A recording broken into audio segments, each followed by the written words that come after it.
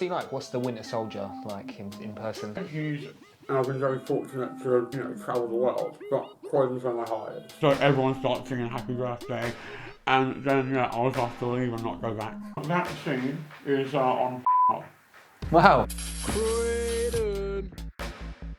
Welcome everyone to the first of what is hopefully going to be one of many long-form interviews on this channel with local Croydon legends. And for the first one, we've got a very special guest and someone I've known for quite a while, the fantastic Adam Pearson.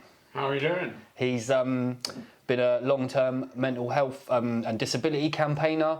He's acted in various Hollywood movies, which we'll talk about later. He's been on loads of different TV programmes in the UK, and if you're from Croydon, you might know him. But yeah, we're really excited to have him on. Hopefully this will be a really interesting conversation. How are you doing, Adam? You good? All good, how are you? Yeah, I'm great, It's really nice to have you on. So, I guess, first thing that we're going to talk about is Croydon and growing up here, and maybe why haven't you moved? What is it about Croydon what do you like about living here? Well, I grew up here. I've lived here for, 39 years now. So all the people I've grown up with have stuck around as well. And my life's here, all my stuff's here. Yeah. But no, I've got roots here. Yeah. Right? All my friends either own bars and restaurants and cafes here. So I'm just well taken care of here, and it's what I know.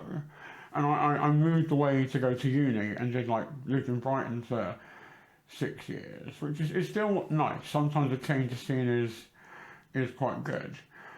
But you can take the boy out of Croydon, but you can't take Croydon out of the boy. Yeah. And so my heart will always be in Croydon, and this is what I plan to always come back to. No matter where life takes me, and I've been very fortunate to travel the world, but Croydon's where my heart is. Yeah, for sure. I feel the same way. Hence why I started this channel. Yeah, definitely. I've had the opportunity to move away too, but yeah, home's where the heart is. Yeah. Absolutely. Good. So, what's the differences that you've seen then in Croydon over the years? You've been here for nearly 40 years.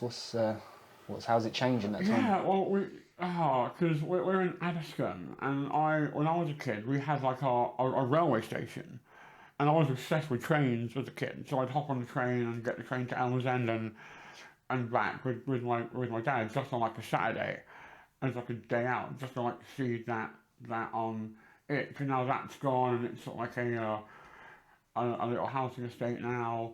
I remember when the trams came in. Oh yeah. And that was 3 years of them digging up roads and putting things in. And at the time we were all like, oh my god, this is awful. And now it's here. I'm like, what did we do before this? Yeah. And I'll tell you what we did before it. Back in the day, you'd wait 20 minutes for a bus, and then two would come on at once, and no one would say shit. Everyone would be like, oh my god, thank you. Whereas now you get to a tram stop and go, oh, 5 minutes, what's all that about? Yeah. So yeah, I love the trams. And then, like anywhere, there's some bad areas, bad places, bad aspects that you'll try and either power through or fix. I think the council needs a complete overhaul. I like some of our, because we've got 3 MPs, because we've got 3 areas, yeah. And I like at least one of them, and I despise at least one of them. Yeah. But no, she knows who he is. Yeah, but I in the main, I like Croydon, and I want it to be better. And I get really upset when people run Croydon down. Yeah. If you don't live here, shut up. Yeah. And if you do live here, stop moaning and start fixing it. Become part of the solution and not even part of the problem. Stop being part of the online indifference to your own hometown. Yeah. Anyone can send a tweet. Who cares? Go out there and fix it and start building communities, whatever they are. I don't care what community you want to build, as long as it's in Croydon, of Croydon, and to the betterment of Croydon. Go and start something. Whether it's a book group or a dog walking club. Or a YouTube journalism channel. Or a YouTube journalism channel. or like if you open a bar or a cafe or do what like Cronx Live are doing and start really plugging like the music scene in Croydon. I think all of a sudden and Riff Raff are doing a really good job of that as well, with what they've done for sort of like Croydon and sort of like the rap hip hop scene and all the, like our local. Because we've got a lot of really good DJs. We do. Croydon has a rich musical history. We've got guys like Dylan, the Idolist. Big up Dylan. And we've got Sons. We've got Pokes. We've got Archie, who's like really criminally underrated. Who? Archie. Big Waft. We've got Big Waft, yeah.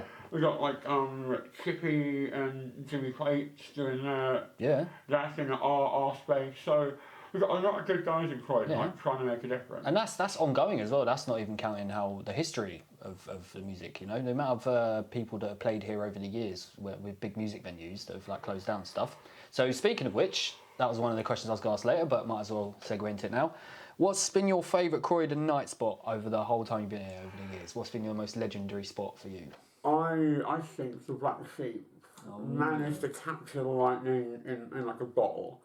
So for me, it was like a place where I felt safe and where it was sort of okay not to be okay. And no matter what night you were up for, whether you went on like a Monday where they were like showing a film and it was like £1 for a bottle of. Those are the days. £1 a beer. For like a bottle, mind you. Or it was Tuesdays was up when from open till 8. It was like £2 a pint. Tuesdays. All the old like kind of b-boys like went down there and like broke out news. Then Thursdays you had like a metal night, which was carnage because it was £2.50 for the snake bite. And everyone would just like absolutely destroy each other in the mosh pit. Yeah. And kind of like blooded noses and black eyes, but still go outside, shake hands and hug it out and what have you. So yeah, I think the Sheep is like legendary. Definitely. In Croydon. Same with the Bad Apple and now the Royal Standard. I think kind of what Paul Bosick and Esther have done for the Croydon nightlife. He's someone I'd like to interview, Paul.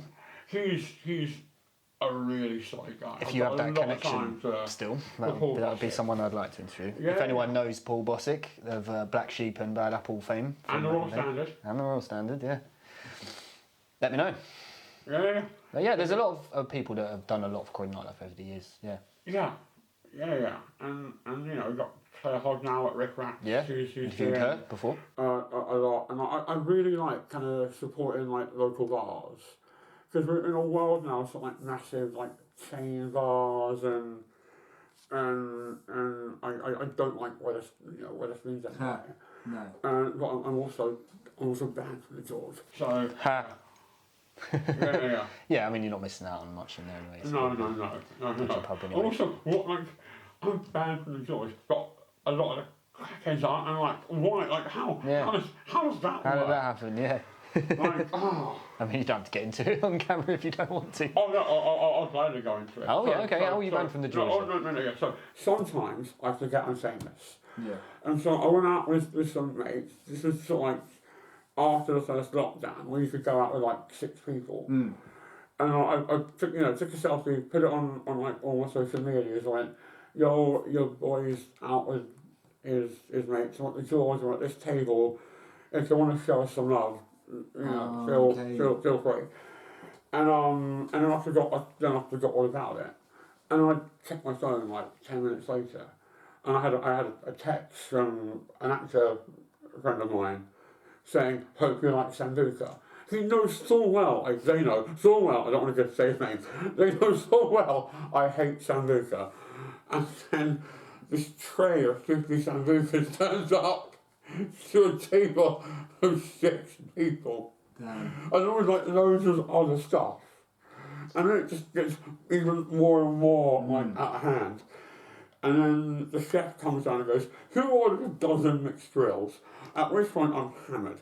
So I just go, and another member of our staff turns up with like 2 boxes of peanuts under each arm and goes, "Really? Really? Same guy who knows I'm allergic and just throws them out.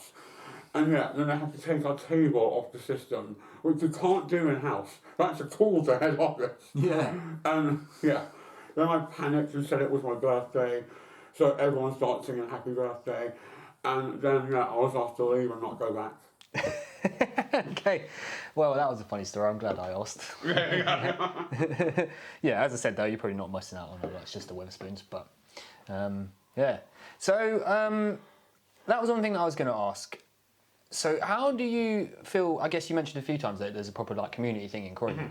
How does Croydon compare in how you've been treated with your visible difference to other places? Because it's got a bad reputation, but have you personally find it's been worse here than anywhere else? Or No, and I think anywhere you go, I think taking, with geography, and life is just what you make of it. And so, no, but because my condition's progressive, I guess, because I've grown up in Croydon, people have just gotten used to me. Yeah. Like, I've become part of the furniture. And so, I'm also not backwards coming forward. I'm like, hey, my name's Adam, one day we'll be friends. How do you want to do this? So, yeah, but I think anywhere you go, you need to kind of find the community and, like, find people who you click with. And I'm a people person for sure, but I'm not a bed friend, if that makes sense. So I won't try and force myself upon people. I'll give people a fair crack at the whip for sure. Yeah. But no, I'm always like the people that matter don't mind, and the people that mind don't matter.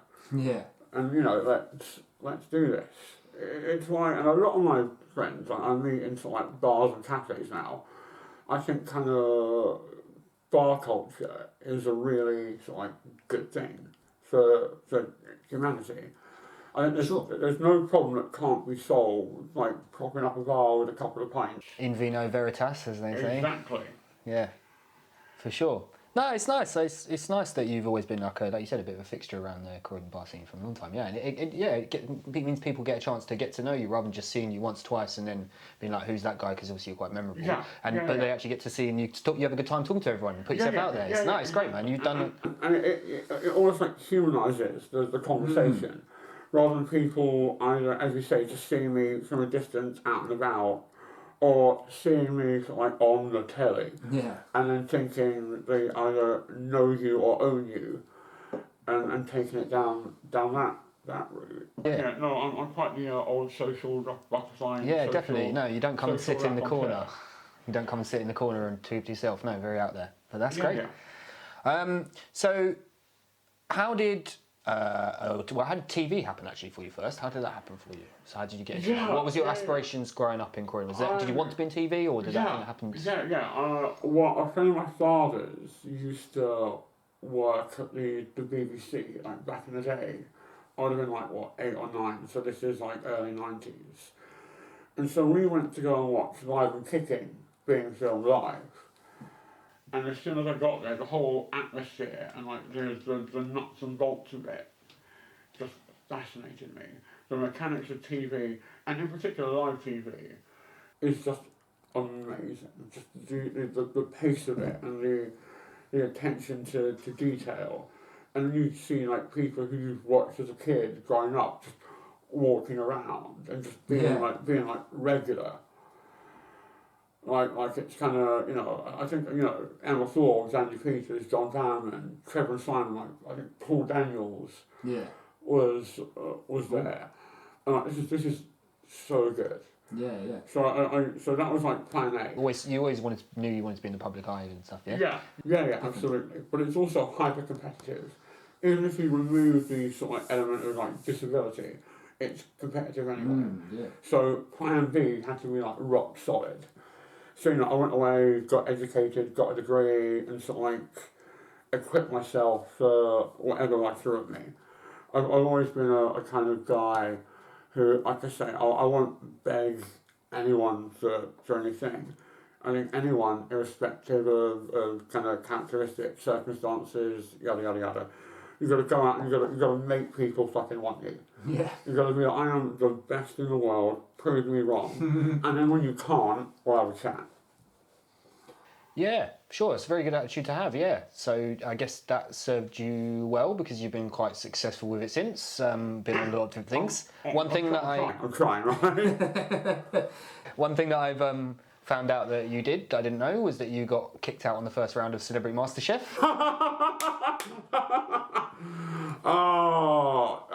Normally I need 3 months' notice before I talk about this in writing. But yeah, no, that was not my finest moment. No, was it an enjoyable experience though? Yeah. I liked it. I was on the same episode as 2 of the people that got to the final. Oh, So technically I came third, is how I'm packaging that one. But no, like round 1, you like lifted up your pots and you got like a mystery ingredient. yeah. And I lifted it and there was just like cauliflower. Ooh. And they right, and as soon as I lifted it off, someone, and they edited that out, luckily. But yeah, from that moment on, I was like, this is going to be a long day and a half for you, Pearson. What did you make with the cauliflower? I think I grilled it like chicken and made like a cream mushroom and mustard sauce to go with it, and then some like buttered potato like topping wild. Sounds alright. So you're a bit of a cook then, yeah? No, I can't cook save my life. Okay. I like to go and pay other people to cook my food in like decent like restaurants. No, that's understandable. What's your favourite Croydon restaurant? What deserves a shout out? If you've eaten Yeah, well, it does deserve a shout out. Because I quite like Kokoro, do like a really good sweet and sour chicken. I've been to Kokoro before. Yeah. Crispy dosa are a decent. Nice. Alright, yeah, shout out Kokoro. I really like Surrey Street Market. The guy that does the jerk chicken and the curry goat down Surrey Street Market. Oh, okay, yeah. That's really, really good. You need to get there early because otherwise you're in like a 45-minute queue. Okay, yeah. So yeah, I get there early, or just be belligerent and push to the front. But yeah. I mean, I'm vegetarian, so I could probably turn up and get whatever's vegetarian's left over. Like, it's not too bad. Nice. Yeah. Because if you venture further out into London, London has like really good like veggie. Yeah, oh, no, veggie food. Have you had the Bang Bang cauliflower at Wagamama's? I have. Yes, Wags is like great for like veggie. Yeah, I'm a big fan of Japanese food, but when you said cauliflower, I can think of a few ways to cook cauliflower nowadays. Yeah, it's like a go back and like have a do over. I'd probably do some like either high end like cauliflower and cheese, or like pasta baked. Oh, okay. It's like kind of red Leicester and some kind of pickled broccolini, just to give it sort of like that kimchi. And he said he's not a chef. Kimchi vibe. Or you can use it as rice. Ooh. And we're just like technically cheating. And then do some kind of curry with like either chicken or tofu. Oh yeah. Yeah, tofu's a bit difficult for me to cook though, to be fair. It goes a bit soggy sometimes if you don't cook it right. Yeah. So after that then, after TV, your next big venture was moving into acting properly, I guess. Yeah, that was a How did that start? Yeah. So I at the time was in casting, and I was working on Channel 4's The Undateables. I was like their main casting guy. So I was just at my desk. I think it was series 2. And a lot of the people I cast were like just mates of mine who I know from like the circuit. Yeah. Right, the sort of like charity, public speaking, sort of like campaigning circuit. I put one of my friends in it. I actually got in trouble. I was like, hey Steve, it's Adam, Steve Carruthers from Series 2 is a good friend of mine. I was like, just fancy doing this. And he was like, oh, I don't know, I was a bit nervous, yada yada yada. I was like, okay, Steve, meet me halfway. We'll go get lunch and we'll talk about it. Yeah. And I promise you, Steve, if you do this show, you will get laid. And he went, oh, okay. And then I put the phone down. And then my exec, my boss, like Massive Air Quotes, was like, Adam, you can't say that. Yeah. I'm like, why not? He's like, because now if he doesn't get laid, we've broken editorial policy. And yes, thank God he got married actually.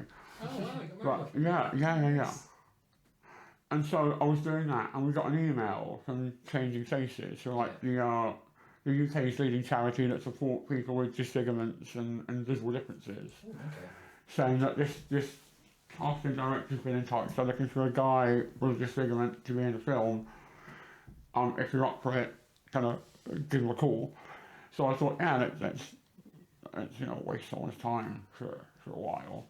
So I made the phone call, and they're like, oh yeah, you sound really good. Can you like write a paragraph about yourself and just email it to us? And I didn't have time, so I sent my CV.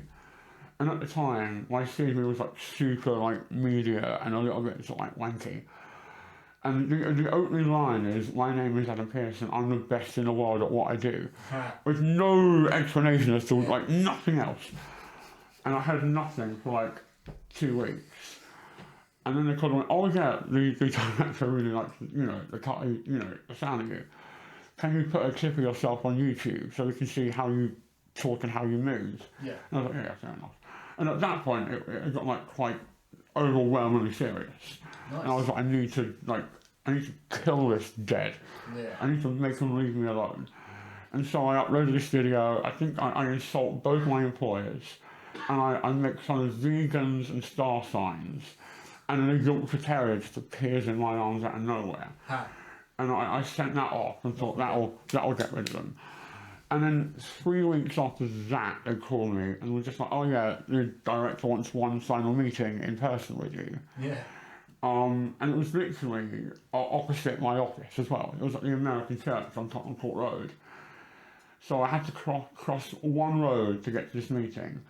I get hit by a car on Tottenham Court Road on the way to this meeting and like break my leg and like properly break it. Like knee pointing that way, foot pointing that way. And then adrenaline kicks in, and I call him, and I'm like, hey, funny story, been hit by a car, I think my leg's broken. I'm still really keen, don't think I'm not keen. Yeah. I'm just going to be 10 minutes late. Yeah. And he goes, okay. And yeah, fast forward like, 20 minutes. Again, adrenaline. And at this point, morphine, which is a hell of a drug. He comes and finds me at like the scene of the crime, so to speak. And at this point, I'm under a cab in my pants, like high as giraffe ass on morphine. And the conversation, again, colleagues have told me this, morphine, go morphine. He said, bloody hell, Adam, I didn't realise these are on stunt work. Yeah. To which I replied, bro, do I look like I've got a stunt double? And yeah, he comes into UCL the next day. I'm on like the trauma unit waiting for like surgery. I've got like rods and pins and stuff in the leg now. And formally offers me the role. Nice. Yeah. So you literally broke a leg before going into acting. Quite literally. Yeah. Damn. That's an interesting story. Yeah. So what movie was that? That was Under the Skin. And that was for Under the Skin, yeah. Scarlett Johansson so and Jonathan Glazer. I have a picture of that. I will get a picture of that up. Oh my God, please say I'm not naked. No, it's not that picture. Oh God, thank God. I don't think I couldn't. Not that I would looked for it, but I wondered if that scene might be a picture of him. Technically. There you go. Well, you're naked, but only top off. There we go. Yeah. So how was it being in a? That scene is and I found this out from my at the time girlfriend. That scene is on Pornhub. Wow. So yeah, technically I'm on Pornhub. And I found out because my at the time girlfriend texted me going, you're on Pornhub, right? And I'm like, okay, several questions. Let's do them in order. Number one, why are you on Pornhub? Number two, why are you typing my name into Pornhub? You were literally dating. You can literally just text me and I'd show it to you. Like, why? So, yeah. But no, it was a hell of a debut. Yeah, I can imagine. Yeah, especially a big star like her as well. Yeah, most people start with like amateur dramatics. So I thought, no, going to start with Scarlett Johansson and work my way down. Well, it was a great movie.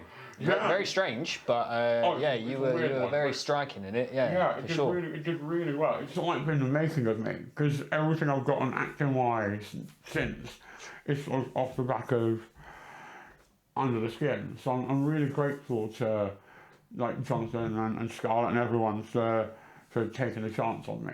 Yeah. Because again, I'm just like some dude from Croydon. Right, I got no real skills.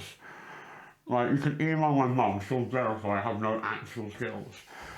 So, yeah, I've spent every day since then just blagging it and hoping no one figures out I'm an idiot. Well, it's got you this far. Yeah, I've done all right. So Adam had to reschedule our interview recently because he was doing a fitting with Dior. Yes, the BAFTAs are coming up, or have happened, depending on when you're watching this. And so whenever I do like big events like that now, Dior are like my go-to guy. So I had to go and get like styled and then fitted. So you spend a good hour and a half being poked and prodded and adjusted, and I put like loads of pins in the clothing and what have you. Yeah. But it's an experience getting a suit tailored. It really is, but it's also I don't know how it felt for you. It's also just quite a pretentious message to have to send someone, being like, "Hi, we need to reschedule. I got a fitting at Dior." Like words I never thought I'd say or text. Yeah. Well, I mean, I was like, "Oh wow, well done, man." Yeah, you're very gracious about it. But again, you get that sort of almost imposter syndrome. Where you're like, I don't know what I'm doing. Yeah, why am I here? Why is this like my life? It's worked out with you so far, though, or it's worked out? And well, I also think it's the sort of like correct amount of imposter syndrome. I think we all need to be sort of like second guessing ourselves a healthy amount. Yeah, because it keeps us on our toes and makes us sort of like want to prove the point. But also, and I say this quite a lot, I think the only people who don't get imposter syndrome are imposters. Yeah. Yeah. Like if you watch something like The Traitors, the only people who don't need to figure out who the traitors are the traitors. Yeah. And I think imposter syndrome works in a really similar way. Yes, because if you're not self-aware, you don't know enough to realise that you're faking it. If you think you're great when you're not, you're just like, oh wow, I'm amazing at this, even though you might not be that good. And sometimes that actually can carry you really far. So you're right. So you need to have a balance of it a little bit. Otherwise you wind up like one of those awful people on The Apprentice who just say really awful things like, "Don't tell me the sky's the limit because my footprints are on the moon." It's like, number one, no, they're not. And number two, you go out. I hope we go out week one. I hope we go out week one. Oh, what, like you did, yeah? Yeah. Too soon, bro. Too soon. So speaking of imposters. The most recent thing that you've been in that everyone has really enjoyed, and I thoroughly enjoyed, is A Different Man. Yes. With Sebastian Stan. My guy. My guy. Yeah, and it was a great film if you haven't seen it, by the way. Really recommend it. Very mind-bending, a lot to think about afterwards. And it definitely fits on that theme of imposter syndrome and being who you think you are and stuff. But yeah, you were great in it. I thought it was a really, really great movie. How was it filming that? Yeah, I got to go out there for a couple of months and you know, shoot it. We shot the whole thing in like 22 days, I think. Nice. And so yeah, real like tight time pressure. Yeah. Also, we're shooting on tape. We shot the whole thing on like Super 16, which again is a real like. You can hear the money burning through the camera while you're working. So everyone's got to turn up and like nail it. Because when you shoot digital, you can just shoot for days, and if you fuck up, who cares? We can like go again. But on tape, those like mistakes weigh like really heavier on you. I make a lot of mistakes when we film for Cronxwatch. There's a lot of takes go into it, so I'd be and also we were working with Renata Rinze from Worst Person in the World, and it was her first English language film. Okay. So she's got to learn a whole like different pattern, because English it's a really complex language. It is. Like words aren't pronounced how they sound, and like though and thought are said differently, even though there's only one letter. Yeah. Like different really well. She was first English language movie that was for her. Yeah. Oh, nice. Yeah, and she's gone through like loads of amazing like stuff. I spoke to her a couple of days ago, and she's doing really well. I love her to bits. I still talk to Sebastian, still talk to Aaron, our wonderful director. So what's he like? What's the Winter Soldier like in person? He's thoroughly charming. Nice. And incredibly kind, incredibly patient. Like one day we all came in and he'd hired just this catering van that had like loads of coffees and cookies and there was a little note on it that said, "Thanks for all your hard work. Love you all, Sebastian." And I was like, "Oh, he's such a nice guy." Yeah. Oh, that is really nice. So I got a lot of time for him. Good, yeah, nice. So, what I was going to ask about New York? Did you visit the Bronx, and how was it compared to the Cronx? The Bronx versus the Cronx, indeed. I love New York. It's like my home away from home, if you will. And I was talking to Suds all of a sudden, about it because they got the last time I went, they've got like a hip hop museum there. Oh, and there's also like, those were really good like record stores like around there, and they had like a sealed sort of like PSA 9 copy of Liquid Swords, like Wu-Tang. Yeah, and I was just staring at it going, oh my word, can I justify $200 on a record that I'm never going to open? Yeah. Because it's sealed, but it's also in like the slab. Yeah. So I'm like, oh man, if I just sit on this for 10 years, I can like it becomes like $1,000 record. But no, I left it. But no, that whole sort of like hip hop like culture of the Bronx, I greatly appreciate. Yeah, I've been through New York once, but I've never actually stopped off there properly. We went from one airport to the other. And you can go all over, and everywhere has its own sort of like quirks and its own little like character. Even the subway is a little bit like Thomas the Tank Engine, where every train has its own little idiosyncrasies. Yeah. Like you can get like the M train all the way out. Or that's like the Croydon trams are I reckon the Croydon trams are a bit nicer than the NYC subway though. Yeah, they are. And then you could go to Brooklyn, that's where like all these sort of like more steampunky, rocky metal places are, and that's where a lot of the horror scene is. A lot of the guys out there are sort of like low budget but amazing horror film. Oh, okay. Like directors. One of my good friends, Ted, is sort of like out that way. So whenever I'm out there, we go to this bar called Clockwork. It's an old-fashioned like steampunk bar. The owner is this wonderful like Puerto Rican guy called Biggie, she's like, well, I need door stuff, I'll deal with it. And he does deal with it. And you can get like a beer and a shot for like $6. It's like old school. And what's hilarious is they don't ban anyone. They've got like a wall of shame, and they'll just write your name on the chalkboard and leave it there for a month. Yeah. So if you come up and your name's on the board, everyone's going to be like, "Bro, what did you do?" Yeah. And you have to. The rules are you have to tell people. Yeah. Okay. You can't be like, "I don't know." Yeah.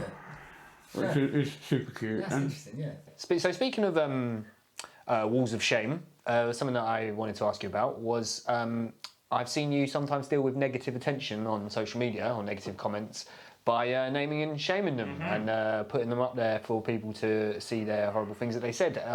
What inspired you to want to do that, and how has that worked out for you? I said it, I think I started it last year. I had a YouTube channel that used my image in like wildly inappropriately. And I think, and if it was just like some dude, I had less of a problem with it, but it was a channel with like 10 million subscribers and what have you, and I saw people in sort of like this new social media, like post-truth, alternative facts era. I think people need to be held accountable. I think freedom of speech, rock and roll, but freedom of speech doesn't mean freedom from accountability. Yeah. And so I'm just like, cool, and you clearly want people to see this because you've written it. Let's give you the attention you think you want. And then when people come after you and you don't like it, that's how I feel all the time as a disabled person on social media.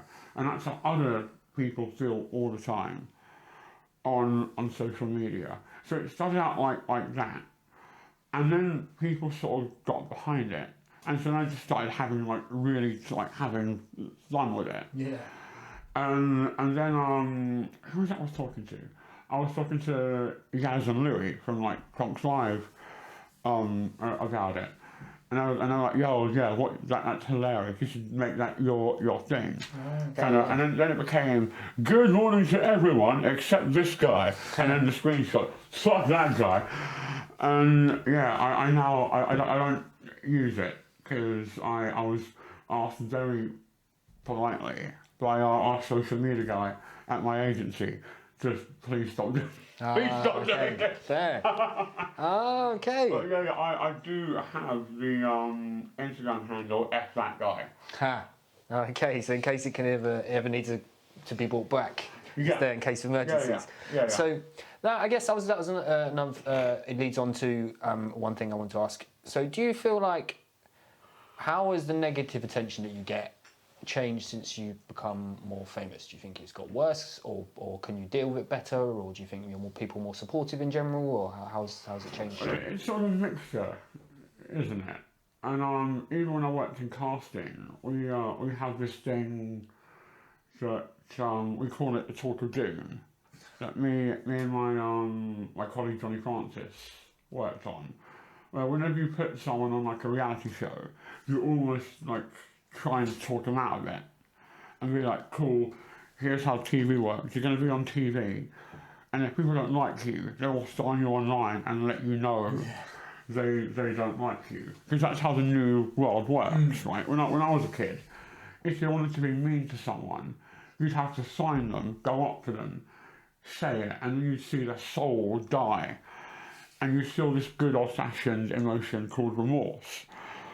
Whereas now, you can write it, say it, send it, and feel all that's all good, I am all powerful. Yeah. And so I think that's another reason I call it out. As you said earlier, there's not comeuppance for it. People No. don't get there. So. No. And so to kind of cut through that is what I like doing. But no, I think when you're known, you should. If people that like you, and again, people that don't like you will let you know. But I've got a level of media literacy where I can read it and cut through it all. And I'm not a people pleaser. Granted, I'm glad people like and respect what I do, and I by no means want to become the villain. And there are certain things I won't go on and won't do. Yeah. After Trump got elected, I was just we're going to get rid of all D&I stuff. We're going to get rid of all that. I got so many offers from TV News, Good Morning Britain, uncensored, Talk TV, just to go on and talk about it. I'm no, I don't want to damage the brand by going on what is quite low end, shouty TV. Yeah. Obviously, big up the Cronxwatch. Adam's happy to come on and support us. Yeah. Better than GB News all day, every day. You heard it here.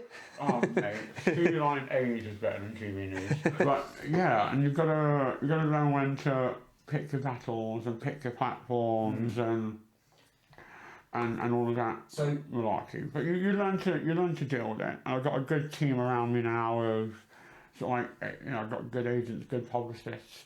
But most importantly, I've got a really good circle of mates around me to keep me in check, to make sure I don't get run away with the whole thing.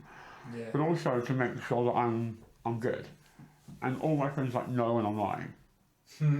But also, even I have this with other friends in the industry, I've got an ask twice policy. Where I'm oh, how are you? And they'll be oh yeah, I'm good. Yeah. And oh, sorry, I asked the question wrong. How are you really? Yeah. And then once you say how are you really, they let you know. And it's mainly the guys that I have to ask twice. Yeah. No, I'm a big fan of opening up. If someone asks me how I am, if I think that they really want to know, I will tell you. I've got no qualms about that. I think it's important to talk about yourself. I think that's a bit of an American thing as well. people say, how are you? Hey, how are you? And they don't actually want to know. They just say hello. Yeah. But yeah, we're getting towards the end of it, I think now. A few more questions. But one of the things I want to ask is, what are you most proud of now at this point then? And now that you've built a good team around you and you feel like you're doing quite well, what's the thing you've been most proud of in your whole career? So, From the negative to the positive. Yeah. I think with A Different Man, I think when we did the release, we were in New York, and there were loads of people there from like American charities that deal with disfigurement and visual difference. And I think the biggest compliment that we got, myself, Aaron, and Sebastian, was when all those guys came up to us afterwards and went, "Thank you. I feel seen, I feel heard, and I feel represented in the media for the very first time kind of in my life." And to me, that was like the moment. I was like, okay, cool. We're making an actual difference, which should always be like the end goal. That's what you make art for. Yeah. I mean, if you want to make money, rob a bank. Yeah. If you want to make a difference, then make a difference. Yeah. No, absolutely. Yeah, that's really inspiring to hear that. That's a very good message. That it was a film that had a lot to say about that kind of thing as well. It wasn't afraid of really digging into the subject. Yeah, it's like super confrontational in that regard, and it's why I really admire and love Aaron as a writer and a director, and also a friend, is that he doesn't hold your hand through something. He's not like kind of, "Oh, it's okay, I've got you, this will be fine." He's just like, "Cool, let's talk. Yeah. Here's my film, let's talk about it." Cool. And I think good art should do that. You shouldn't be afraid to sort of like jar you or shock you or even like offend you. Yeah. Well, I definitely came out of the cinema feeling pensive. There was a lot to think about after watching it, definitely. So what's next with your career then? Now that you've done quite well with A Different Man, what's going on? If you can talk about anyway, at least. Yeah, no, I'm gonna have to talk around a lot of bits and pieces. I got a couple of film scripts like on the slate. Working on a documentary for film festivals at the moment. That's hopefully coming out in June at Tribeca Film Festival in New York. A lot of that's filmed in and around Croydon as well. And also just trying to, my mother wants me to get on either Strictly Come Dancing or Would I Lie to You? And that's when she'll finally respect me as a professional. So you were on University Challenge as well, Christmas University Challenge, yeah. right? Yeah, because that's one thing that I want to do in my career. I really want to go on get a graduate degree later and maybe go on for Derby or do a different degree. So when I saw you were on that, I had to watch because I've been a big fan of University Challenge for years. You did quite well. In fact, the very first question, me and you answered it, you got the first question and I answered it almost the exact same time. I was like, yes, Adam. When you get the first one right, it takes such a weight off your shoulders because it lets you like settle into it. Yeah. Because you do like a rehearsal beforehand. And the question was about Beyonce. Beyonce was the answer, and it was about her country album. Yeah. And our team kind of got that right as well. Yeah. So yeah. No, you did quite well. You didn't win though, did you? We won, but we didn't get enough points to go through to which is really a win-win because we win, but we don't have to go back and lose.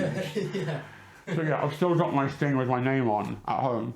Nice. Yeah, I put it on like one of the doors in my house. Yeah, congratulations. That's a life goal for me to be on University Challenge at some point. So yeah, well done on that. So we've talked a little bit about some of the things that you've got going on in the future.